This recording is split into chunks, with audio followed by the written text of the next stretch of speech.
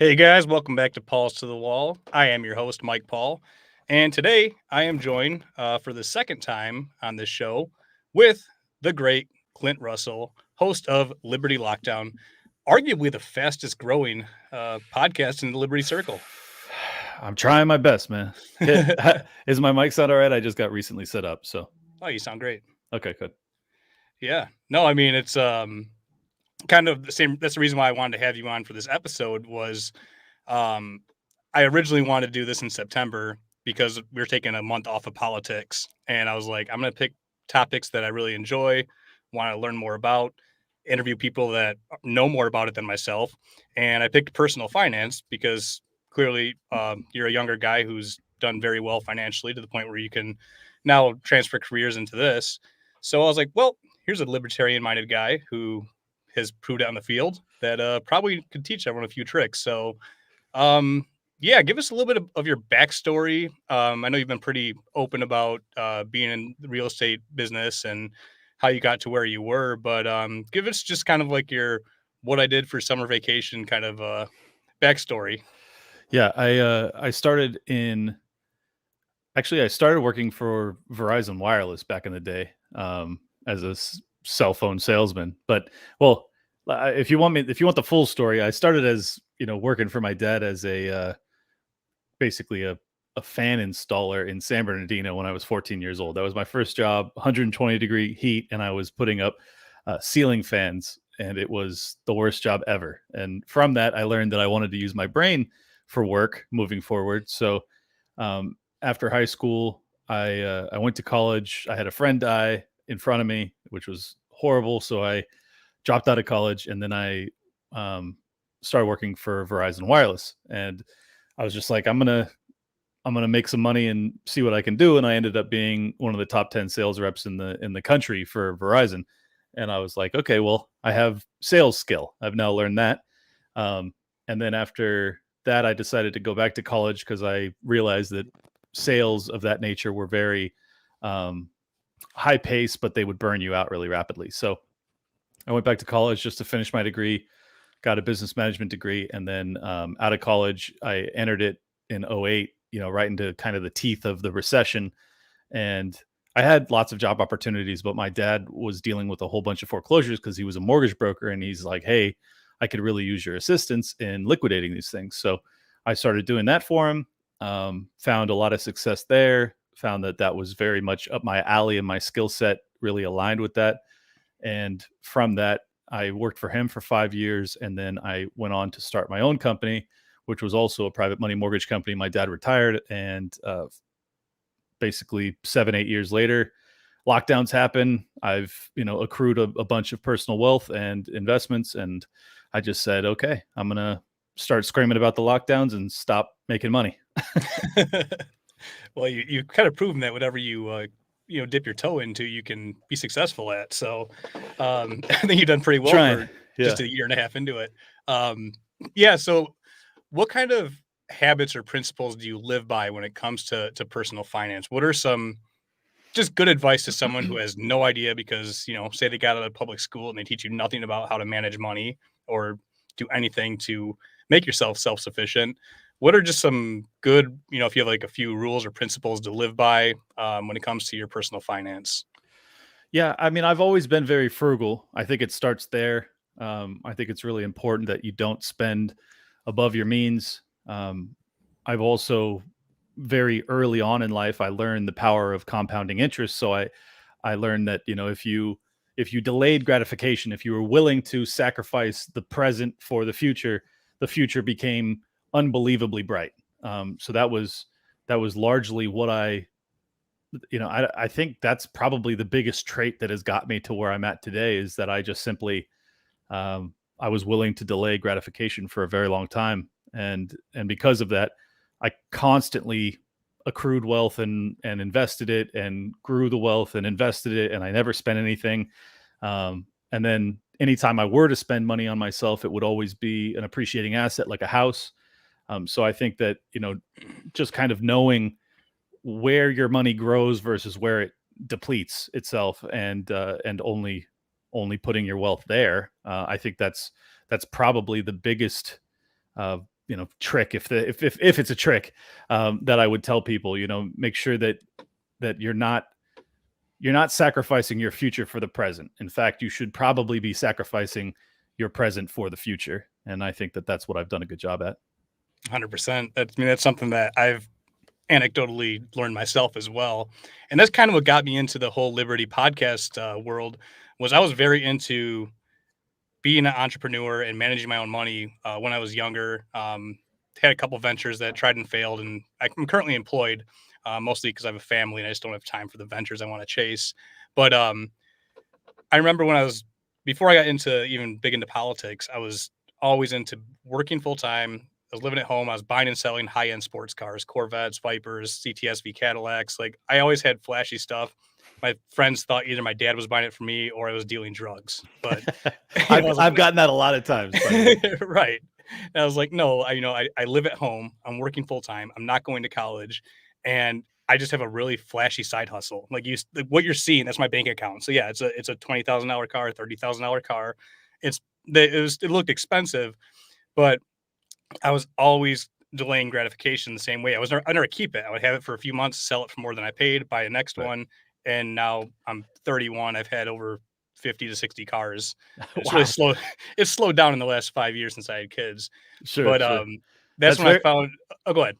I was just going to say that's very similar to what I've done. First off, first property I bought was a mobile home, and that's where I lived when I was 25, 26 years old, for a year and a half, I guess. And I ended up losing my ass on it because the real estate market took a shit. The reason I bought it is because I couldn't afford any real estate in Southern California at the time, because real estate was so expensive in 2005, 2006. For those that are too young, they don't know, but it basically, the prices you're experiencing today is the same pricing structure that we had back then. So the only opportunity I had was to buy a mobile home, and I bought it, super cheap because I tore out this old one. I put in a brand new one. I was in for 130 grand. It was valued probably at 200 grand. So I felt like a genius. I was like, hey, I bought this thing that I would have got for 200. I got it for 130. Like, look at me. Market takes the shit. I end up selling the thing for 105. So I lost 25 grand on it, but ultimately it was a valuable lesson. And I was able to, in that period, I was going to college full time. I was taking over 20 units a semester. I was really grinding. Like, I was trying to get done with college because I had delayed a lot because of my friend's passing and my depression from that. From there, the first place I buy is this house in Escondido, which is not the nicest part of San Diego, but it's not bad either. And I get this 4,000 square foot house and it's beautiful. It's on 1.7 acres of land. It's phenomenal, but it's beat to hell. And I end up spending $100,000 renovating it. But anyways, the reason I'm bringing this up is to correlate to what you were saying, is that, even though I had this giant house in Escondido, I put myself I subdivided it kind of. I put up a wall around the stairs, and I lived downstairs, and I rented out the top 3 bedrooms upstairs. So I had the shitty area. I rent out the nice area to these tenants. They cover my mortgage. I lived there for free for 4 years. Same thing. Then I have this opportunity to buy this house in Carlsbad. Once again, well, now I'm doing a little bit better. I have a business. I'm like, all right, I get to live upstairs this time. So I live upstairs, but I rent out the downstairs. And at the time, Airbnb is a really successful thing. So I end up Airbnb my downstairs. It has this ocean view, water view.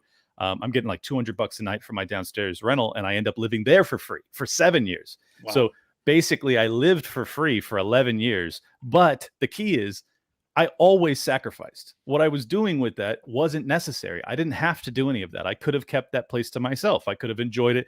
Like, people always think like, oh, you have money, you got lucky. Sure, right. That happens sometimes too. But also, there is a tremendous amount of sacrifice that goes into this if you're not doing it through trust funds and things like that. Like, is it a major sacrifice? To me, no, it's not. But it is a sacrifice that a lot of people aren't willing to make. They're not willing to have strangers in the home. I had over 350 groups of people live with me over a 4 or 5 year period. Did I make a lot of money from it? Yes. But also, when I have guests down there, I'm not allowed to have people over because I can't play music because my reviews will be shitty. So like, these are all of the sacrifices that you're making. And as you make more and more sacrifices, the more, in the black you end up. Yeah, dude, I don't know if I would be willing to do that. I like my privacy, but hey, I understand the formula. That's the way to go. Yeah. Well, Um, keep in mind though, what I did was I built a deck edition and I wrapped stairs around it so that they had a private entrance. So oh, cool. I actually did have my privacy. I just did not have the capacity to live how I wanted to, like Sure. blaring music in the middle of the night and stuff. Yeah, kinda I was bringing that back home to podcasting on what I was talking about with my journey, like, my first passion was I like cars, I like business, I like buying and selling. I always looked at my bank account like a video game where I was going for a higher score, Yep. and it starts off with $500, and you hit your first 1,000, your first 2,000 when you're a teenager, and you keep trying to build it up, and that's when my brother turned me on to podcasts, and the first liberty-minded one I found was Jason Stapleton, and right away I was like, "Oh, dude, this guy's entrepreneur, successful, talks a lot about all these skills, and he's liberty-minded." Like I was sold, and then that's when and there's kind of like a divide between like the Dave Smith crowd and the Stapleton crowd these days, but back then this was like 2016 ish. That's my brother was telling me to. He's like, check out this guy that was on Rogan, this Dave Smith guy. He's great. So I was like, "Oh, I'll check him out." And I think I looked up like a Legion of Skanks episode or something, and it was like just the wrong one at the wrong time. And I listened to it, and I'm like, "What the fuck are you getting out of this? This is like, this is so vulgar." Like I didn't know about part of the problem. I just thought it was just Right. Legion of Skanks. But so I didn't really get into Dave for another like 6 months. My brother kept telling me, he's like, "Dude, this Dave guy is probably my favorite podcaster." I'm like, "Dude, I tried it. It just didn't like Jason doesn't even swear. He just talks entrepreneurial stuff." And then Dave sat in for Jason's show a couple times back in the day, and that's when I heard him Oh, talk, just him being Dave, and I was like, "Oh shit, I I didn't get it." I didn't even know that happened. That's awesome. Yeah, so that's how my brother heard him on Rogan, then I heard him sit in for Stapleton. Yeah, back like 2016, and that's kind of like what crossed it over. Where I was like, "Well, I'm really interested in this, and this podcasting thing seems really fun." And I we did one podcast, my brother and I, about cars back then for like 25 episodes till the kids came along, but that kind of went on the back burner once again, and until just last year. But that kind of crossed me over, and then I started getting more and more into politics and saying, what how all these principles kind of transfer, like the way you live through all these libertarian principles.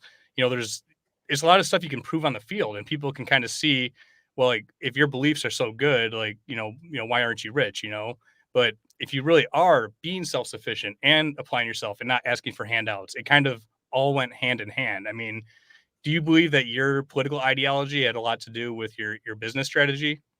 Oh, absolutely. I mean, particularly for me because I was a money manager. I mean, I was responsible for evaluating risk. I mean, and on a macro and micro level. So my entire job was to make sure that I ushered their capital into secure investments. If you don't understand economics, you aren't a good libertarian, and you also are not a good money manager. So I think that my experience, my background, the fact that I have such a phenomenal track record with investing other people's capital as well as my own, is hard evidence that our ideology works. And I try and express that in a way that isn't braggadocious but encouraging. Like I'm trying to let people know they have a tool in their tool belt that very few people have. If you understand how economics works, if you understand that fiat currency is a game, you can still play that game, but you know what you're doing. Versus other people who are trend following and they're just basically throwing their money like a casino. I can still play in the casino, but I have a you know an edge. I have the capacity to basically beat the house because I understand what game I'm playing, whereas most people don't. So I think that it's very important, actually, and I think that my ideology, my philosophy, my political beliefs all align tremendously so with both my business background as well as just how my brain works. I couldn't agree more. And that's kind of a good segue into what's going on right now in the world for people who may want to pursue being self-employed right now with, the big jab nasty being on the plate by their employer. Um, that's kind of one of the reasons why I find this information to be so vital right now. What would be your advice to someone who, let's say they've had poor financial decisions or they're paycheck to paycheck, or maybe they've got a big family, and maybe they're in an employer that's going to put them into ultimatum here, and they got to make a big decision to go with their principles or cave. Let's say somebody's willing to get pushed out and stick to their principles. What would be some good advice to someone to right away start being more financially responsible and kind of move into self-employment? Well, unfortunately, with money management and investments, it's not something that you can snap your fingers. You can't really will your way into instantly being financially free. Like, it takes time. This is why I talk about delayed gratification. It's like, I did that for my entire 20s. I had way more money than I was spending, and I was constantly stockpiling and reinvesting and sacrificing in the present for a better future. So I can't tell people, if you're living paycheck to paycheck and you're on the verge of eviction or foreclosure or something like that, and your boss is coming to you saying, "Hey, you have to get this V, or I'm going to fire you." um, you know, if you have kids, you're in a very rough position. And I don't want to shame you at all, but I would say, I hope you take this moment to reflect on the past decisions you've made, and you really think about, why are you in this position? Because you've had 18 months. I mean, you've had 18 months to really see the trajectory of this, and see kind of where this is going, and you still are paycheck to paycheck. Like, I know it sounds like I'm being mean, but and I genuinely do not mean to be. I am simply saying, you had time. So, like, now you're up against it. This is the product of that. This Right. is the reason you're here, is because of prior behavior. And I hope that you reflect on that and you change it in the moment, so that, say after this there's a social credit score, or some other nonsense tyrannical bullshit that gets rolled out, that you're in a better position where you can take a stand. And all that being said, I hope that even if you're paycheck to paycheck, you are still willing to take a stand. And I hope that you're willing to sacrifice some serious things to try and stem the tide of totalitarianism. Like, that's where we're headed, in my opinion. And I'm fortunate in the sense that I'm in a position where I can tell employers and the government and a whole bunch of people, private businesses, to fuck off if they want me to have it. Um, I hope that more people will follow in my footsteps, and get themselves in that position as well. And I really hope that didn't come off as if I was just being a dickhead to everybody, because I do feel for people. But I just hope you understand that you may be sacrificing, once again, you're sacrificing the future for your present if you cave in this moment.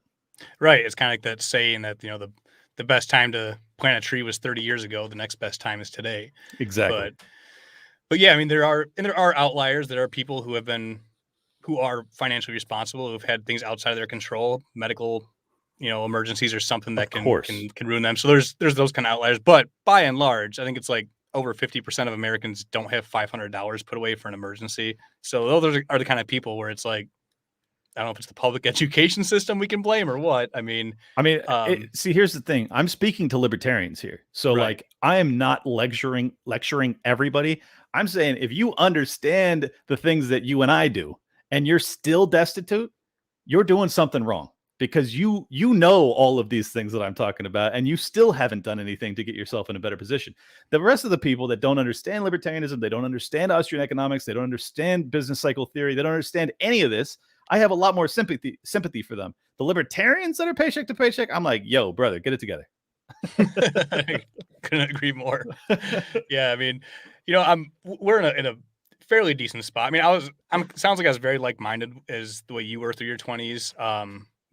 I wouldn't be willing probably to live with people. That's probably where I draw my line. Just like, I mean, I'm out in 5 acres right now in the country. I value my privacy so much, so Sure, I sure. found other avenues to make income, but I was always way below my means. I mean, even right now, I named off all those flashy cars I used to have. Today, I have a 2004 Prius with a salvage title. That's what I daily drive. So I There do you a go. thousand a week, and it's just a tool. I don't give a shit about it. Good job, Um, Dad. I appreciate your kids will appreciate you. exactly. It's just delayed gratification. So when they're older, we could have, you know, something nicer. And I still will never waste money on something that's a stupid purchase. But Well, let me cut you off there. I'm about to buy a 2022 Corvette. So, oh hell like, yes, but the thing is, I drove an '09 Pontiac G6 for 11 years. So, there you like, go.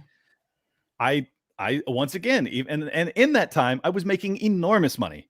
So, like, even though I'm going to be driving something flashy here soon, Yep. I'm almost 40 years old. Like, Yeah. Let me have my midlife crisis, and I earned it. So fuck you if you have a problem with Hell it. yeah. No, that's awesome. And I support your choice. I'm a big Corvette guy.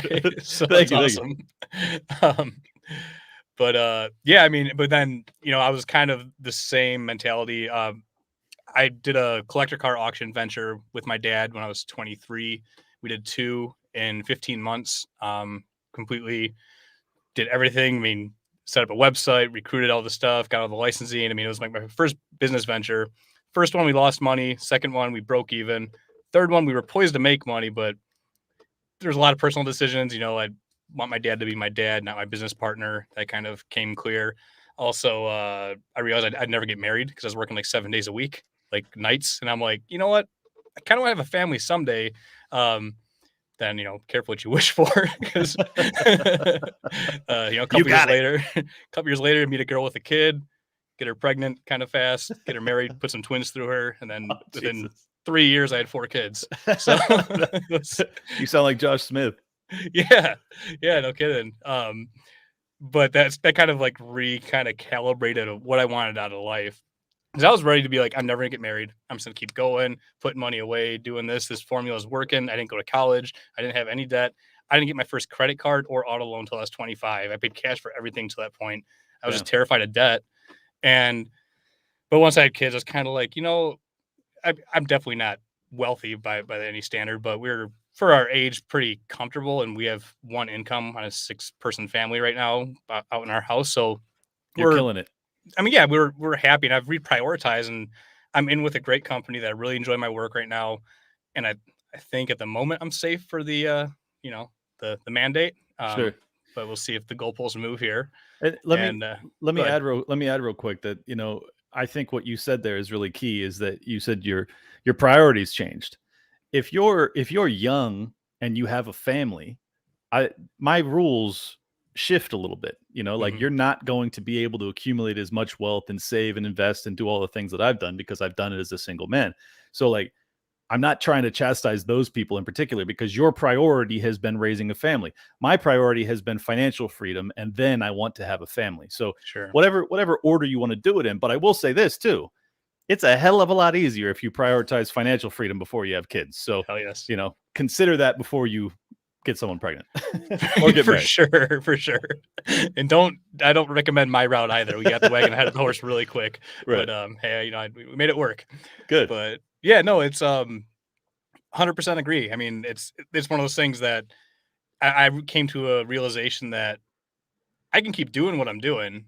I'm just not going to be around for my kids, and it might put a strain on my marriage. Like, I Yep. could keep hustling. I mean, I've always bought and sold snowmobiles too, so I can spot a deal, run 2 hours, go grab it. Like, I've been doing that all throughout my summers when I was younger, and I was like, I can do all this.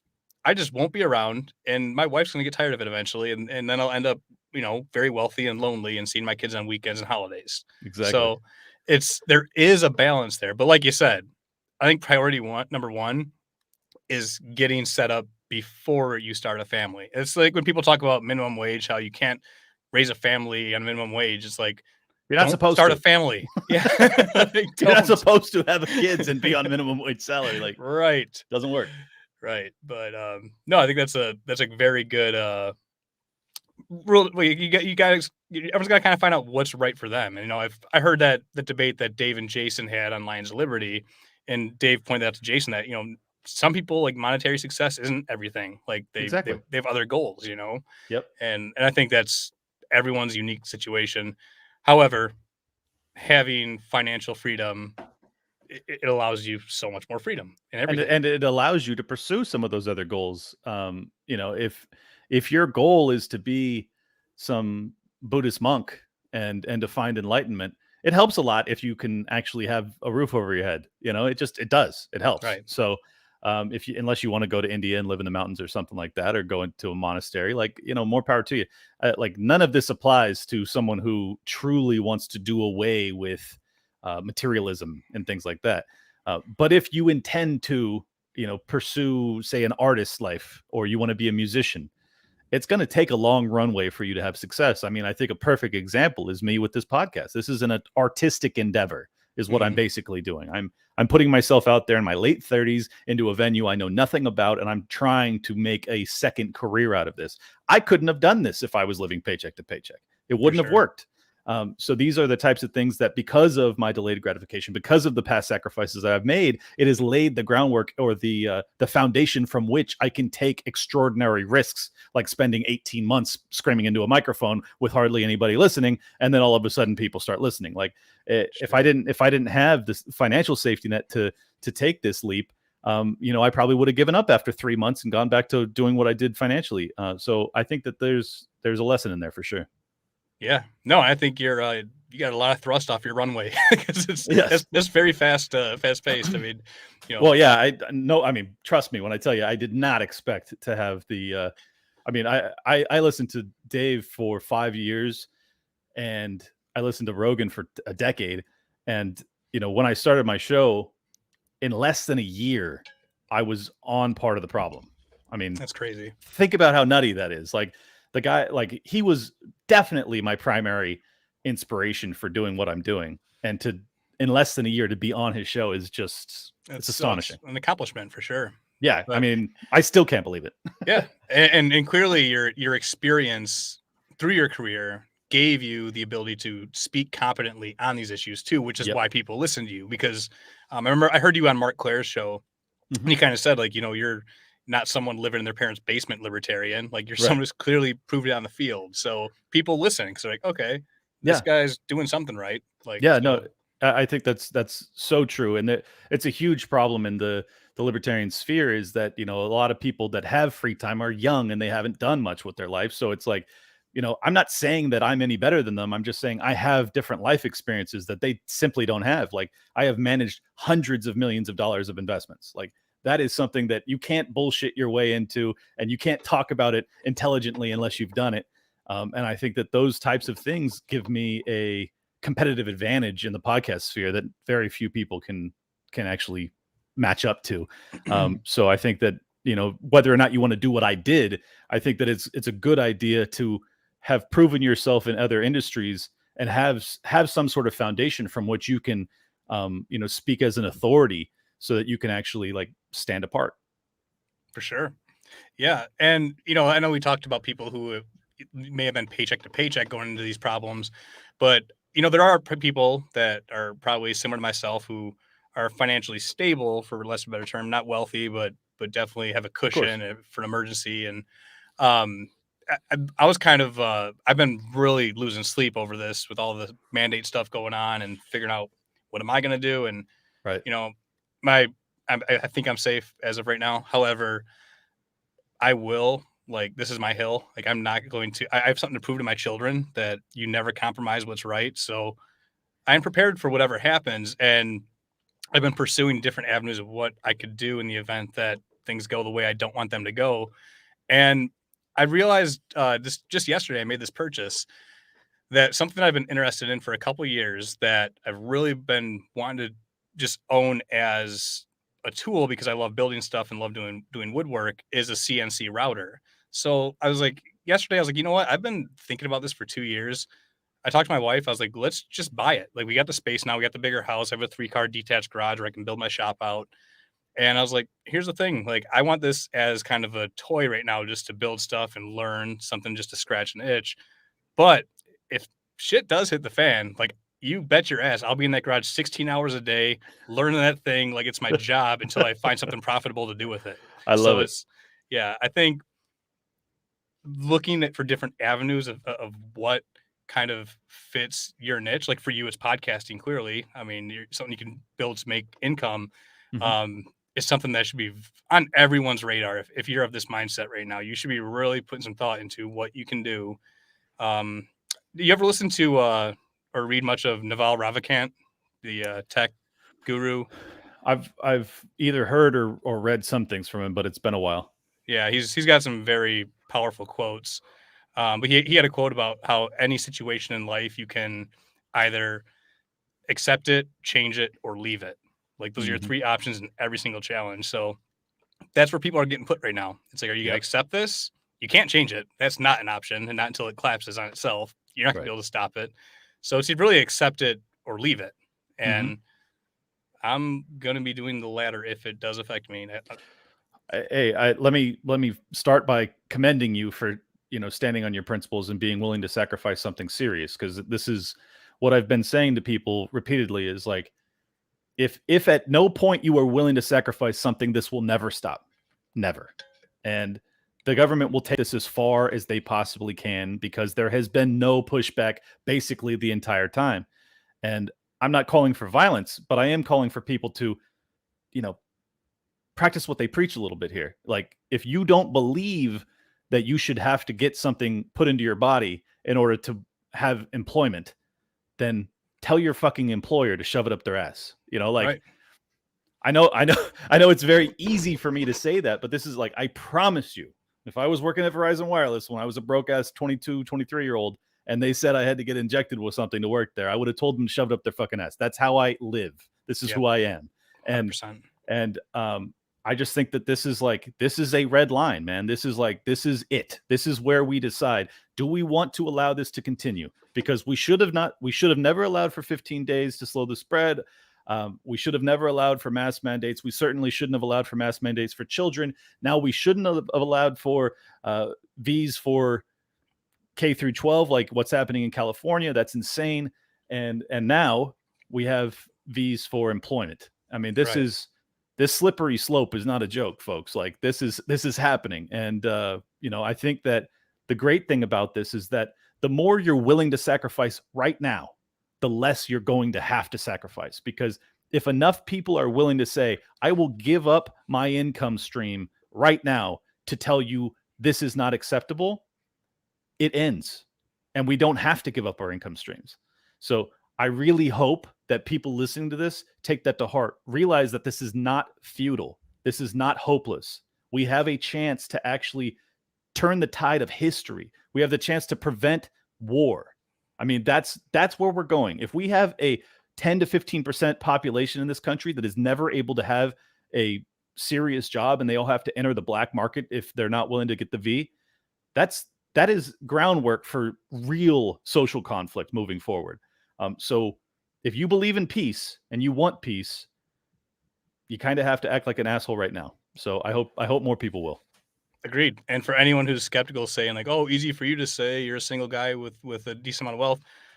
I'm 31. I have 5 mouths to feed at home on one income, and I am on the same page. I am ready to figure it out. I guarantee you, my kids will not starve. They will not sleep at night in the streets. I will figure it out, because Yes. I have enough confidence in my skills and abilities, whether it be buying and selling sports cars or snowmobiles, or building stuff. Like, I'll figure it out if I have to feed my kids. Like, and I'm not going to sit around watching NASCAR going, I don't know what to do now. Like, no, I'm going to be figuring it out. I'll downsize my house. I'll Yeah. move in with my parents. I'll do whatever I got to do. It's And not an option to fail. let me back this up with, I have talked to, I mean, hundreds of people have DM'd me about this, Mhm. and they're all saying the same thing. I mean, there is a real momentum behind this, where like a huge percentage of the population is going to say, we're not doing this.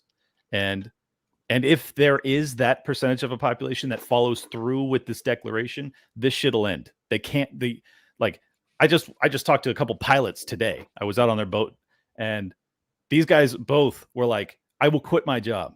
I will. And these guys have been pilots for a long time. And for those that don't know, there aren't enough pilots to go around. So Nope. if you have 15% of a fleet that says we're done, the airline's done.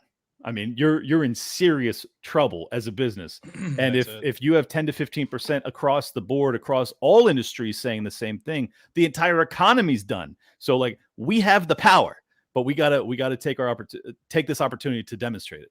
Yeah, I think it's important to find your like minds around you wherever you're employed or wherever you're Yes, being faced with these challenges, because people are afraid if they feel alone. Like, you don't want to be the sheep that gets away exactly. from the herd, you know, Right. and then get the one that gets taken out by the wolf. But And and go ahead. I was just going to say, to your point about, how you're going to find a way to make an income for your family. I mean, this is the time that the past 18 months have been the time to be finding another skill set, an entrepreneurial Hmm. outlet, some way to become more financially free, to be less dependent on, a large sized employer. And I hope that people have already begun that process. But If you haven't, it's not too late. It's just important that you do not delay any further. You have to put the time in, the energy, and most importantly, find your passion. Do something that you really care about. It doesn't, I mean, it's great if you can make money, and some people will just do that to survive. And I can respect that, especially if you have kids. You got to do what you got to do. But I'll tell you, if you are passionate about what you're doing, which I've been passionate about everything I've done in my life, basically, thank God. If you're passionate about what you're doing, not only will you not have to be hungry, but you'll actually end up accruing way more wealth because you'll never do something you hate as well as you can do something you're passionate about. So I really hope that people do not just say, "Oh, well, I've delayed too much, and so now I'm just going to go be a garbage man or whatever job you would hate." I'm not shitting on garbage men. Just keep in mind, like, you can still make money doing what you're passionate about, but you got to really be passionate about it, and you got to really like hit it with all of your energy. I think that's a great rule for life in general. Yes. I mean, I'm the same way. I've never stated a job I hated. If I did, I'd be gone. Like I don't like hating waking up. So No, exactly. like I'd just be gone and find something different. You only live once, man. If you hate every day, like, fuck that. Do not do that. That is a big inspiration from Joe Rogan. Joe Rogan's great about talking about that. Like, yeah, that guy's living some different level of reality, but well, he is. awesome. He is. But I mean, think about how many millions of young men and women he has inspired to pursue their wildest dreams. I mean, I am one of them. If it weren't for Dave and Rogan, there's no doubt I'm not doing what I'm doing right now. Sure. So what's great about it is, like, not only is your life better, but you get to inspire others to do what they're passionate about. So just have faith. The one thing I think Rogan doesn't get enough credit for, I was talking to my cousin about this a few weeks ago. I was like, he's really made being fit and healthy cool. Like, people look 100%. up to him, and it's not like a rock star where it's like they're doing drugs and just getting laid and staying out and partying. Like, that's attractive to young men. Right. Like, Rogan's made it like, hey, I'm in my 50s. Like, look at me, take care of your body, take these vitamins, like, work out. Like, that's invaluable when you have a platform as large as he has. Like, for what that's going to do to young men listening to, and women, anyone listening to him, that's when he has these dietitian experts on and exercise experts. Like, that's something that I don't know, not enough people talk about, but he's really kind of mainstreamed being fit and healthy into being like a cool bro, Right. No, you're right. It definitely, when I was younger, it was like just party all the time, and it wasn't so much about taking care of yourself physically. What I like is that not only does he talk about physical health, but he talks about spiritual health in a way too. Like, he doesn't take it into the spiritual realm per se, but he talks about ayahuasca journeys, which, whether or not you know it, that's a very spiritual thing. And he's at Duncan Trussell. Duncan Trussell has been on the show a ton of times. He's probably my favorite guest. He led me down the spiritual path and the meditation path. I then found Ram Dass and Be Here Now, and I learned that my anxiety disorder was manageable if I was able to bring myself to the present and stop worrying about the past so much, or the future for that matter. So, like, yeah, I mean, my entire life has benefited from podcasts. Like, think about how crazy that is, but it's true, and I love it because I now get to pay it forward, as they say. Like, I now have Carrie Wedler on my show, and I talk about meditation with her because I believe in it. I think it's a really valuable thing, and I believe in financial freedom, and that's what I've done too. So, like, I'm basically, what I'm saying is, I am following in Rogan's footsteps, in that all he did was talk about his life experiences. It wasn't in a lecturing way per se, but it was just like, hey, I am a lot happier than the people listening to this right now, and here's why. And now I get to say the same thing. So I think it's great, man. I just think he's changed the world, really. For sure. No, it's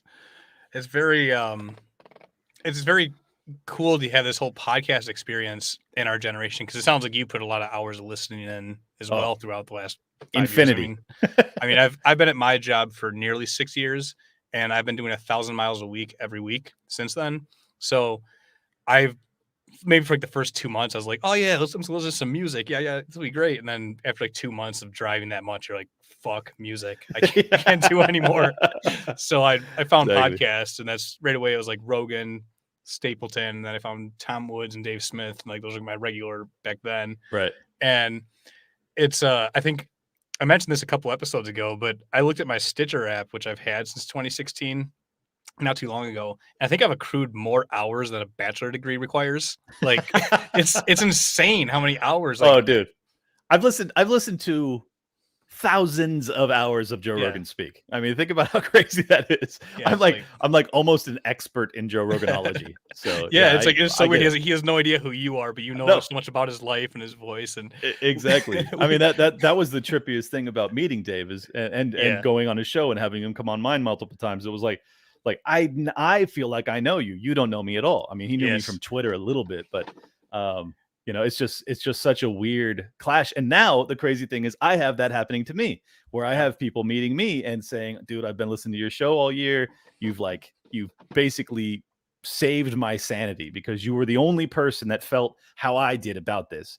And that's so powerful to me because like I don't even know, I yeah, see download numbers, but that doesn't mean anything. That doesn't give me any humanity to it. So when someone yeah. comes up to me and says like, "Man, you kept me sane," like it's so gratifying. I don't need to make a penny from this. Hell That's yeah. honestly how I feel.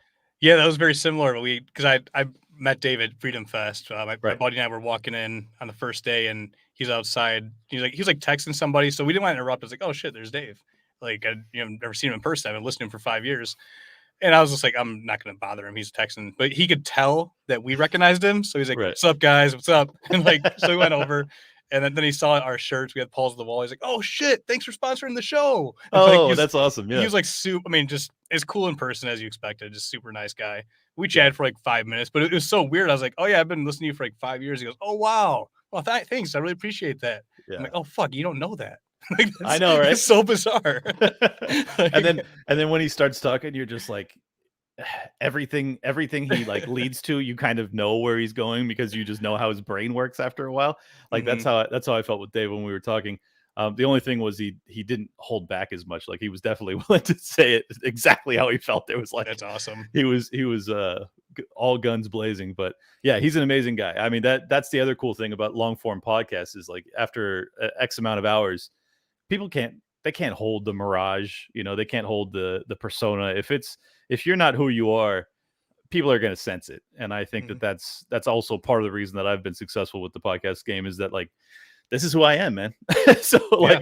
like there's no performative nature to what I'm doing. Like this is genuinely how I feel, and I am genuinely this passionate. I wouldn't do it if I wasn't. Yeah. So that's it was really great to meet Dave and get to learn that firsthand. Like he is the true blue deal. Dude, I mean, I'll say that about everyone I met at Freedom Fest. I mean, Yeah. I mean, did you get a chance to talk to like Gene Epstein at all when you were Yeah, there? well, I've had him on my show, but I Yeah. did not meet Gene at Freedom Fest. So he's been on our show 4 times, including Freedom Fest. Oh, He that's did, he awesome. did a live one there, but we had been messaging back and forth for months leading up to Freedom Fest. And he's like, "Yeah, let's." He does like his Soho dinner, so he invited us out to that. And we were trying to do it, but then like we didn't make reservations. Everything was booked, so it didn't work out. It was the end of the story. But the first day I got there, I'm at registration line, and I look back and I see Gene. And once again, I've never seen this guy in person. I just on screens and talking to him on a podcast. And I was like, "Oh, there's Gene." So I was like, and he told me to like look him up when I got there. Like, I had his cell phone number, and I turn around and like I walk up and he's like talking to one of his buddies. And I was like, "Oh shit. I don't want my first impression to be like interrupting to say Right, hi." And I right. also have this hover rule that my brother and I established. Like you don't hover around someone more than like 7 seconds. If they don't turn to you and acknowledge you, keep moving, or else you're just like another creepy fan. So I just keep moving. So um finally I see Gene, and by then I had my registration with my name tag on there. And I was like, "Hi, Mr. Epstein." And he looks at me and doesn't know who I am, looks down at my name tag. He goes, "Mike, oh, it's my Paul boys," and gives me this big bear hug. I'm like, Oh, I "Oh, love hell it. yeah." Like, I all right, love that it, went man. better than I thought. But it was just, and then we hung out for, I mean, he met my wife and kids, my parents. We had lunch together. We podcasted together there.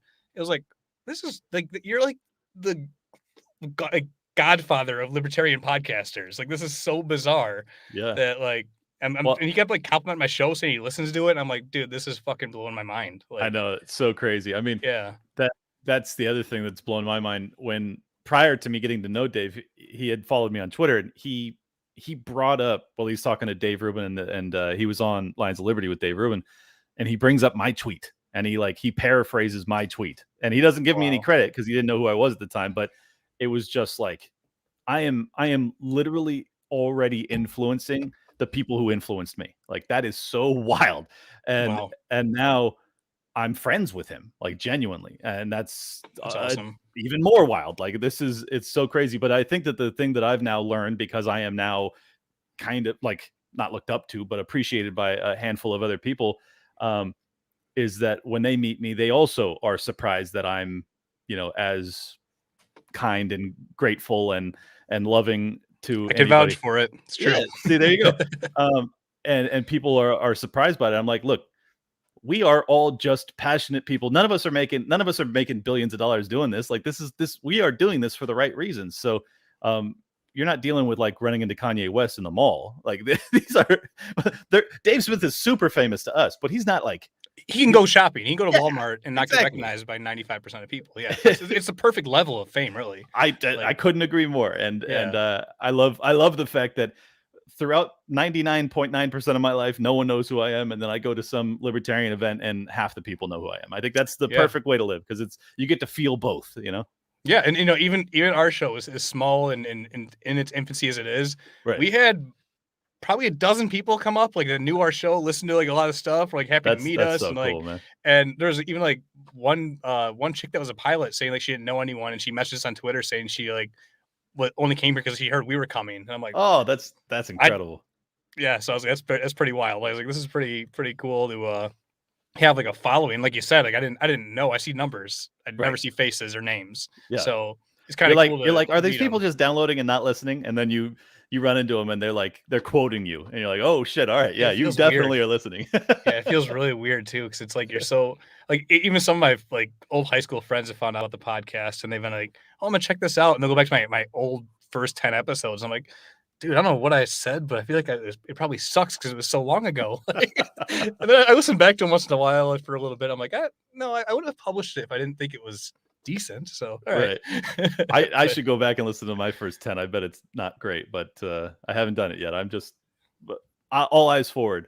Yeah, man. No, I think that's it's probably the right path to stay on. Yeah, for now. I mean, maybe I'll, 10 years from now, I'll go back and listen to my first episodes and be like, whoa, that was shitty. Yeah.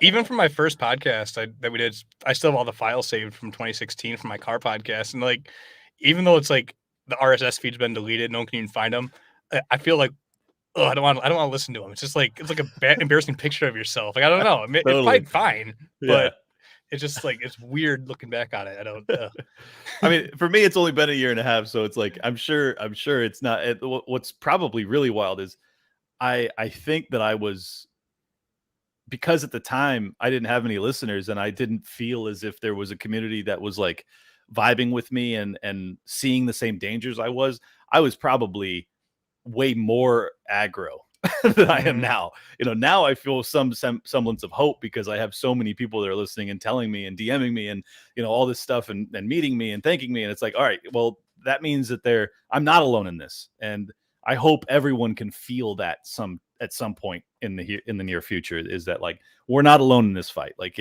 if you're on the cusp of losing your job, there are millions of people feeling the exact same way you are right now. Right. And what's that? And find them. Just those are the people you want to stick with. Find them, talk to them. Be as vocal as you can right now, man, because like this is do or die time. If we let this one through, I don't think there's any going back. That's my honest opinion. And I'll recommend to people. I know you said you're not like a super religious person last time we spoke, but and I was raised strict Catholic, and then I kind of got away all through my 20s. But having kids, I kind of slowed back down. We go to a non-denominational church now in our little 3,000 person town here, and I will say there is a network there that I see why this has been around since the dawn of man. Like, we are surrounded by like minds, people my age with large families, all late 20s to early 40s, all with 2 to 5 kids each. 90% of them homeschool. They talked my wife into homeschooling now. It's been like the best thing. That's like, I mean, I look forward to every Sunday morning. It's like my favorite part of the week because there's so many just like minds. It's not about following some organized religion and doing all these ceremonial things. If that's what makes you cringe about it, then don't join one of those. Right. This is like a non-denominational one where it's just a lot of good people that live by these values, much like libertarianism. They live by Christian values, which very much intertwine. Yep. Yeah. And I think what you're describing is community instead of religion. And for sure. And my religion, my community is the libertarian world now. Like I do feel saved by it in a weird way. Funny story. So the week my wife got talked into homeschooling was the week we got back from Freedom Fest. And when I was at Freedom Fest, I interviewed Connor Boyack, who is the author of the Tuttle Twins series, which I love his book series ever since my daughter started reading. Right. I heard him on Tom Woods years ago, but it was long before my daughter could read. But now she got into reading, and our library is full of radical indoctrination books, so I don't even allow her inside there. So I'm like, no, this is like food. There's healthy and there's junk. Like, we're gonna only put healthy in your brain. So I talked to Connor there for a while. They're also making a TV show. Had a great conversation with him. And I don't tell anyone in my community about my podcast because, like, we're pretty non-traditional with mainstream opinion, whether you be right or left. So I'm going to piss either one of you off if you're traditional mindset. But the woman who talked my wife into homeschooling was talking about these different curriculums. And I was like, oh yeah, and the Tuttle Twins have one. And she's like, oh yeah, the Tuttle Twins. We're looking into that one. And I was like, wait, you know the Tuttle Twins? Like, this is the first time I talked to her. And she goes, yeah, I just heard them on a podcast that she listens to about homeschooling. Like, Connor was on that show talking. And I was like, I interviewed the author on Saturday. She's like, wait, what? And like, yeah, I was like, actually, I got 2 copies of the whole series. So I went home. We had a church picnic that day. I brought back a full series of all 12 books for her. It just like blew her mind. It's like their first time talking to us. I'm like, oh yeah, no, like I'm deep in this world. Like these are my people. these are my people, sister. Yeah, no, that's beautiful. Yeah, that's fun. But yeah, man. I mean, we're at a little past 50 minutes. But anything you want to close on? Any? Yeah, I mean, I would just say that, like, really, like, I know we're just talking into a microphone, and I know, we still joked and we had a bunch of points of levity in this conversation, but like, the moment you are living through right now is so heavy. It's so important. Like, I genuinely believe you are living through one of the most important points in human history. Do not comply. Do not comply. I can't emphasize this enough. Like, try and give your business to places that don't require masks. Definitely don't give your business to any businesses that require V's for their employees or for customers. Like, make them pay a price for treating you as if you don't own your own body. Like, that's the key here. And as for past the heaviness of that note, I have an incredible lineup coming up over the next couple of weeks. I can't even remember all the names, but another guy who got me into podcasting, and I cannot believe he's coming on my show, is Adam Curry of No Agenda Podcast. I am so thrilled to have him. He's a VJ for MTV in the 80s, and then he went on to having, in my opinion, the greatest podcast ever in No Agenda. It's just phenomenal. It has absolutely, inspired so many of the topics that I've covered on my show in depth. I also have Dave Rubin just confirmed for third week of October, which is enormous. I have David Limbrick coming on tomorrow. He is the MP for Victoria in Australia. That'll be an incredible conversation. He told me, I probably can't say what he DM'd me, but it's trust me, you don't want to miss that one. I've got, God, I don't even know. Just trust me. You want to check it out. So subscribe to Liberty Lockdown. I think I saw Ian Crossland too, right? Ian Crossland, Lids from Timcast as well. I mean, literally the list is insane. Zuby, a bunch. Just keep going. It's incredible. I don't even know why people are saying yes like this. It's wild. No, I mean your show has like moved its way into my feed. Like I said last time I talked to you, I didn't know I needed another one. I thought Tom and Dave was all I really needed to know everything that's going on in the Liberty world, but it's like, no, you offer something different and confidently, and no, it's great. Everyone should, if you follow my show, you should definitely check out Clint, and vice versa, brother. Yeah, thank you. But yeah, dude, I appreciate your time. This is great. Yeah, absolutely. You're welcome back anytime, dude. Thank you so much. It's always a blast. All right, take care.